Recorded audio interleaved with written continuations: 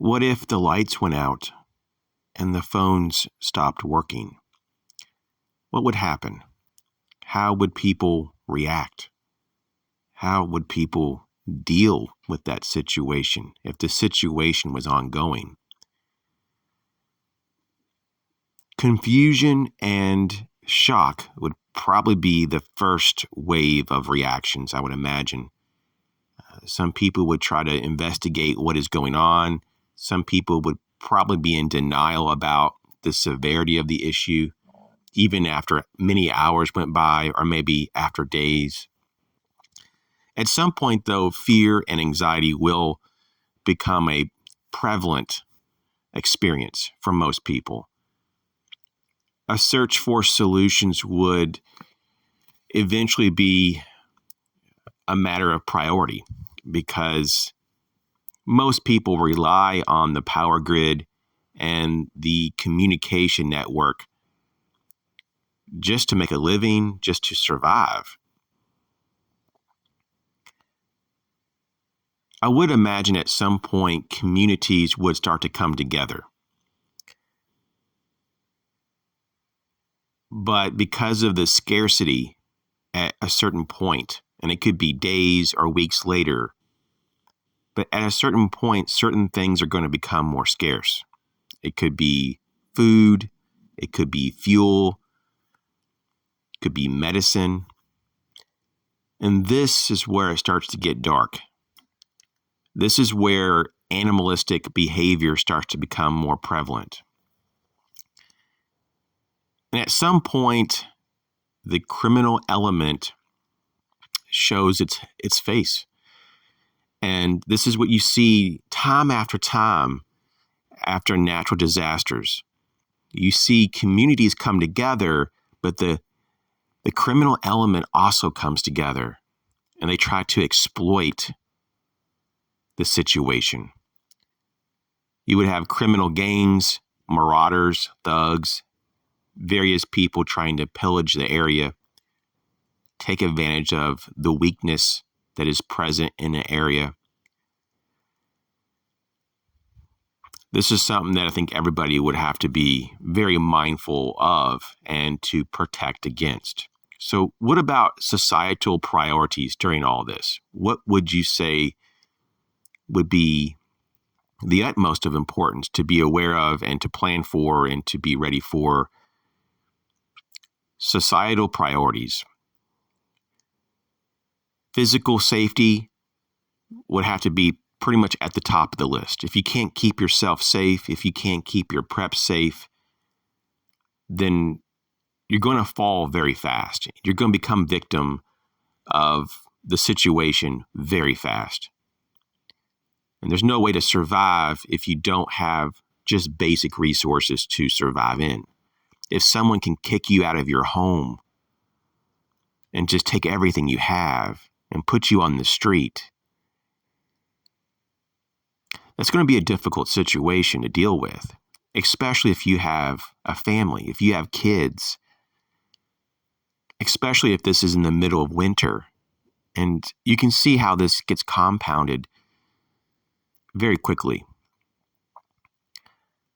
So having physical safety, the means to protect yourself and your family, physical shelter options, obviously a cache of food and water. Renewables is going to be a big deal if this is long term. If the power is out long term, communication systems are down for a long term, you're going to want to have things like a garden, some seeds at least, to grow a garden. Solar panels could be a good option as well, a renewable source of energy. Wood to be able to cook with, to warm yourself with, to provide light, to sanitize water, and so many other uses. Medical. Your community at some point will probably come together. Those who have medical training, they should consider a medical clinic, putting together some place that people can go if they're sick. that would definitely be a very good option. But worst case scenario, if the community does not come together and there is no medical clinic locally, then you may want to consider, though, preparing for this yourself. It's not an optimum choice, but this is why it's good to put back medical supplies now in case you ever needed them in the future. And the same thing for comms, two-way communication, or just being able to receive information over the airwaves. Now, depending on how bad the situation is and if people have power or not, there may or may not be much traffic over the airways. But if there is, and there's other people that you can communicate and share information over the air, or even just locally, just to be able to organize your groups or your community, having communication options is going to be a big deal. Also, transportation options. If there's no fuel and you can't drive your cars, what are your other options? Just for an example, in my area, there's a lot of people who have horses. So that would very much be an option. There's people who have buggies and wagons. And so it's just something to consider. But during all this, there's going to have to be leadership and organizing principle, a way to organize society in this new world that emerges from the darkness, really, from the lack of power and from the lack of infrastructure. That leadership is going to be very important. And I think that people need to be very careful who they pick into leadership positions, because there's going to have to be standards made, standards for barter and trade. And most likely there will be a default to skills and trades within the community. So people will be doing what they know. And this will bring together the local community. There hopefully will be local unity because of this. But there will be an increase in suspicion on outsiders or travelers. And this is healthy. It's not to say that you should be,